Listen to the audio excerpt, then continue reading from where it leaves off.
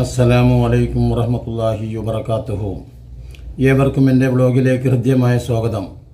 ഞാൻ ഇന്ന് പറയുന്നത് ഹമാസ് എന്ന് പറയുന്ന ഗസയിലെ ചെറിയ ഒരു രാജ്യമായ ഗസയിലെ ഭരിച്ചു കൊണ്ടിരുന്ന ഒരു വിഭാഗമാണ്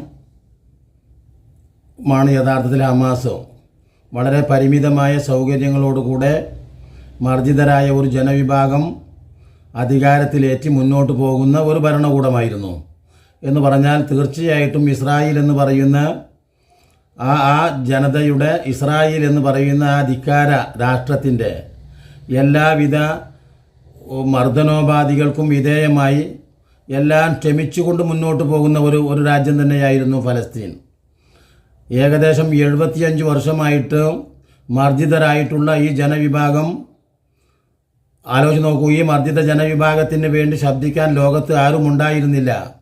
കേവലം ഏട്ടിലെ പശു എന്ന നിലക്ക് പല രാജ്യങ്ങളുമൊക്കെ പേരിന് ശബ്ദിക്കുന്നു എന്നതൊഴിച്ച് നിർത്തിയാൽ ക്രിയാത്മകമായിട്ട് ഒന്നും ചെയ്യാനായിട്ട് UN ഐക്യരാഷ്ട്ര സമിതി എന്ന് പറയുന്ന ആ സമിതിയും അതോടൊപ്പം തന്നെ UN രക്ഷാസമിതിയും എന്തിനു വേണം അന്താരാഷ്ട്ര ക്രിമിനൽ കോടതി പോലും നിഷ്ക്രിയമായി നിൽക്കുന്ന ഒരു കാഴ്ചയാണ് ഈ 15 മാസത്തിൽ നമ്മൾ കണ്ടത്.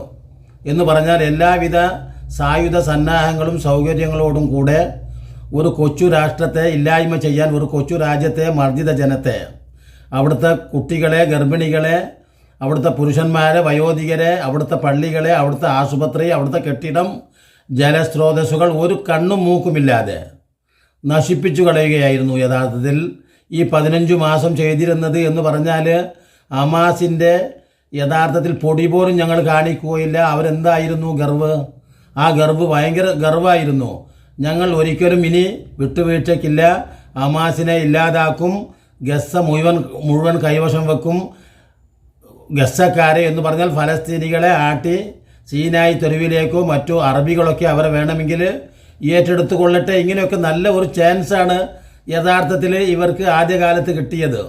കാരണം ഒക്ടോബർ 7 കിട്ടിയ ആ ഒരു അവസരം നന്നായിട്ട് ഉപയോഗപ്പെടുത്താമെന്ന് വിചാരിക്കുകയായിരുന്നു യഥാർത്ഥത്തിൽ ഇസ്രായേലും IDF-ഉം അമേരിക്കയും. പക്ഷേ എന്തിനേറെ പറയണം, വളരെ ബുദ്ധിപൂർവ്വമുള്ള ആ ഹമാസിൻ്റെ നീക്കത്തിനൊടുവിൽ വിജയിച്ചിരിക്കുന്നു ഹമാസ് യഥാർത്ഥത്തിൽ ഇപ്പോൾ. അഥവാ അവരുടെ സ്കോർ ആകാശത്തോളം ഉയർന്നിരിക്കുന്നു. എന്തുകൊണ്ടെന്നാൽ അവർ സ്വാഭാവികമായിട്ടും മർദ്ദിതരാണ്. ആ മർദ്ദിത ജനവിഭാഗത്തിന് തങ്ങളുടെ അന്തസ്സും അഭിമാനത്തെയും സംരക്ഷിച്ച് നിർത്തേണ്ടത് അനിവാര്യതയുണ്ട്.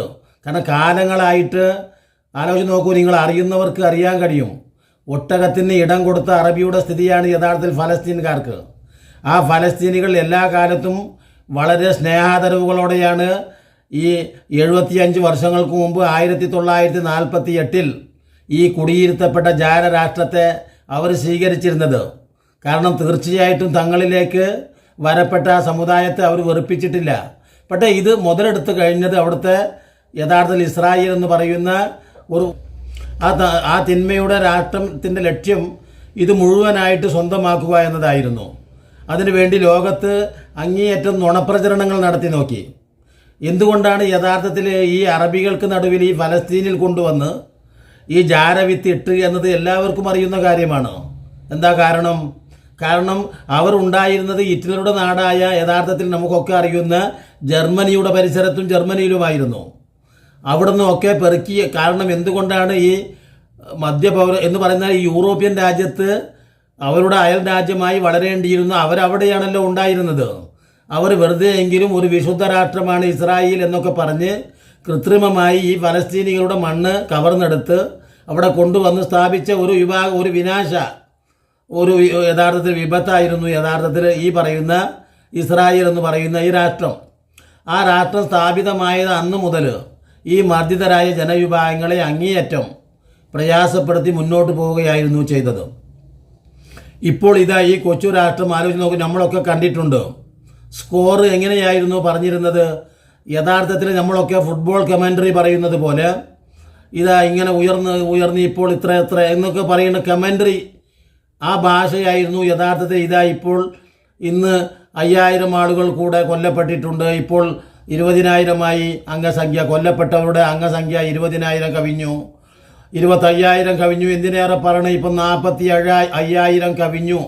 ഈ മർദ്ദിതരായ ജനവിഭാഗത്തെ കൊന്നൊടുക്കിയിട്ട് 47,500 കവിഞ്ഞു.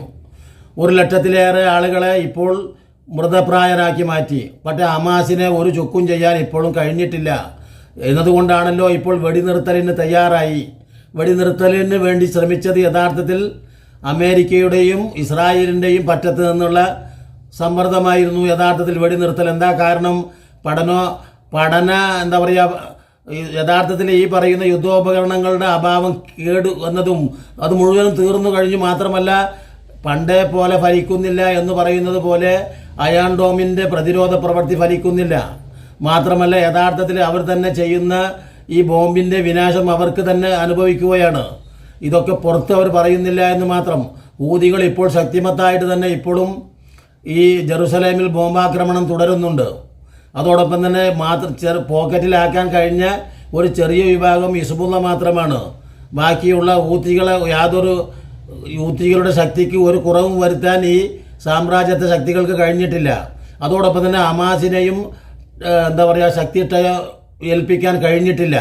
പല തന്ത്രങ്ങളും ഈ ബൈഡൻ ആദ്യകാലത്തും പിന്നീട് ഈ 15 മാസവും അനുദിനം, ഞാൻ പറഞ്ഞില്ലേ നേരത്തെ, ഗോലാൻ കുന്നുകളും അഥവാ കാലങ്ങൾക്ക് മുമ്പ് 1967-ലും അതിനുശേഷവുമൊക്കെ പല നിലക്കും ഈ ഇസ്രായേലിൻ്റെ ആക്രമണത്തിൽ പകച്ചു നിന്ന രാഷ്ട്രങ്ങളായിരുന്നു വമ്പൻ രാഷ്ട്രങ്ങളായ അറബികൾ പോലും.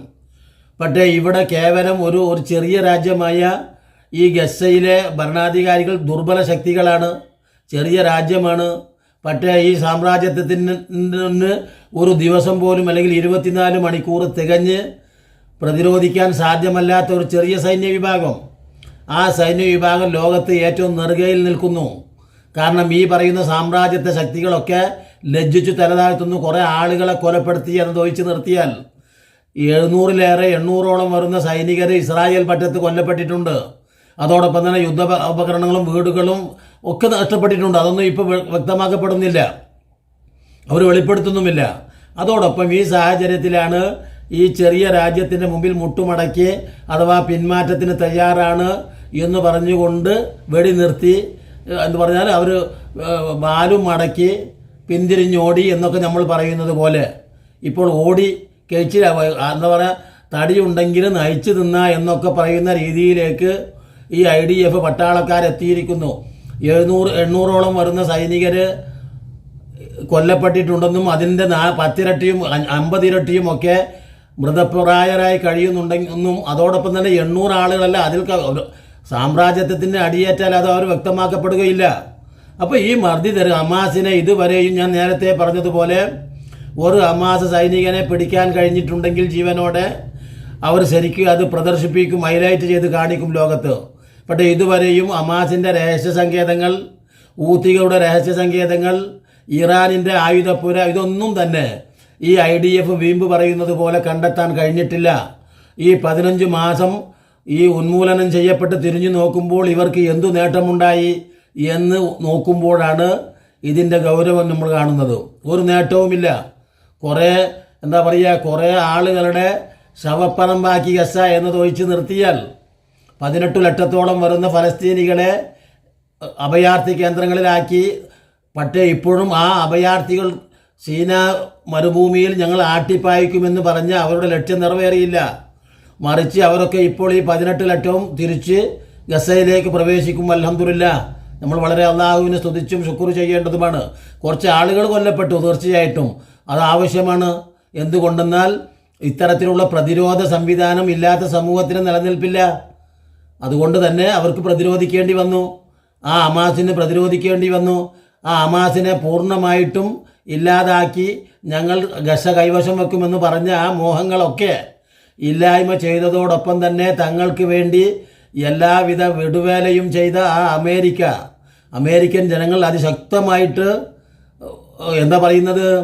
അതിശക്തമായിട്ട് ആവശ്യപ്പെട്ടിരിക്കുകയാണ്. ശക്തമായിട്ട് യുദ്ധം നിർത്തണം, വെടി നിർത്തണം. ഇനി മേലിൽ ഈ പറയുന്ന സയനിസ്റ്റുകൾക്ക് സഹായം ചെയ്തുകൂടാ. അതിൻ്റെ ശാപമായിട്ടാണ് ഇപ്പോൾ അമേരിക്കയിലുള്ള കാട്ടുതീ എന്ന് പോലും അവിടുത്തെ ആളുകൾ പറഞ്ഞതിൻ്റെ ഫലമായിട്ടും അമേരിക്കയുടെ പട്ടത്ത് നിന്ന് കേവലം 4-5 നാൾക്ക് ശേഷം അധികാരത്തിൽ വരാൻ പോകുന്ന ട്രംപ് പോലും ഇത്തരത്തിൽ കളം മാറ്റി ചവിട്ടിയിട്ടുണ്ടെങ്കിൽ ഇനി ഇവിടുന്ന് പൈസ തന്ന് നിങ്ങളെ സംരക്ഷിക്കാൻ ഞങ്ങളെ കയ്യിൽ ഒന്നുമില്ല എന്ന് പറയുന്ന അവസ്ഥയിലേക്ക് ഈ പ്രമാണി രാജ്യമായ അമേരിക്കയും ഇപ്പോൾ എന്താ പറയുക കൈകാട്ടി ഭിക്ഷയാചിക്കേണ്ട ഗതി ഒന്നും പറയാൻ വയ്യ. ഞങ്ങളെ സഹായിക്കൂ എന്ന് പറയേണ്ട ഗതിയിലാക്കാണ് ഇപ്പോൾ അമേരിക്കയിൽ തന്നെ ഉള്ള അവസ്ഥ. ഈ കാട്ടുതീ ശക്തിമത്തായിട്ട് കിലോമീറ്റർ 80-90 കിലോമീറ്റർ വേഗതയിലാണ് കാറ്റ് ആഞ്ഞടിക്കുന്നത്. ഇതുവരെ കാലിഫോർണിയയുടെ 90% തീ തിന്നുകഴിഞ്ഞു എന്ന് മാത്രമല്ല മറ്റു സംസ്ഥാനങ്ങളിലേക്കും കൂടെ വ്യാപിക്കുന്ന ലക്ഷണമാണെന്നും ഈ ട്രംപ് തന്നെ ഇപ്പോൾ സ്ഥാനമേൽക്കുന്നതിന് വേണ്ടി കാണുമോ എന്ന് പോലും ഭയപ്പാടോടുകൂടെ നോക്കി നിൽക്കുകയാണ് ലോകം. അപ്പോഴാണ് യഥാർത്ഥത്തിൽ എന്തു തന്നെയായാലും ഈ വെടിനിർത്തലിന് അമേരിക്കയുടെ പക്ഷത്തു നിന്ന് ശക്തിമത്തായിട്ടുള്ള സമ്മർദ്ദം കൂടെ ഉണ്ടായിരിക്കുന്നു. അതുകൊണ്ട് തീർച്ചയായിട്ടും ഇതൊരു ശുഭ പര്യവസാനമാണ്. തീർച്ചയായിട്ടും എത്രയെത്ര വലിയ രാജ്യങ്ങൾ ഈ ചെറിയ കൊച്ചു രാജ്യങ്ങളോട് തോറ്റിട്ടുണ്ട്, പരാജയപ്പെട്ടിട്ടുണ്ട് എന്ന ഒരു സന്ദേശം ലോകത്തിൻ്റെ മുമ്പിൽ കാണിച്ചുകൊണ്ടാണ് യഥാർത്ഥത്തിൽ ഇസ്രായേൽ ഇളിഭ്യരായിക്കൊണ്ട് നാണം കെട്ട് ഈ ചെറിയ കൊച്ചു രാജ്യത്തിൻ്റെ മുമ്പിൽ കീഴടങ്ങിയിരിക്കുന്നു എന്ന് പറയേണ്ടി വരുന്നു എന്ന് പറഞ്ഞുകൊണ്ട് ഇനിയും നല്ല വീഡിയോകളുമായി നിങ്ങളെ കണ്ടുമുട്ടുന്നത് വരെ നിങ്ങൾക്ക് നന്ദി.